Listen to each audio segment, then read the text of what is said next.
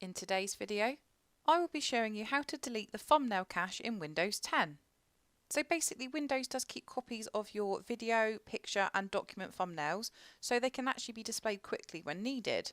But if you're having issues with perhaps your thumbnails not showing properly, or you just want to clear up a bit of space on your PC, then this can easily be cleared. And hopefully it will resolve any issues you may have been having as well with your thumbnails.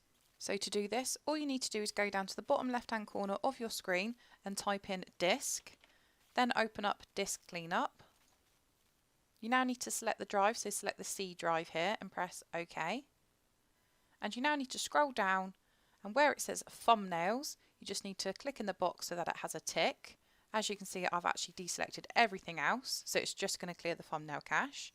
But once you're happy, go ahead and press OK, and then press delete files. And it will now clear the thumbnail cache for you.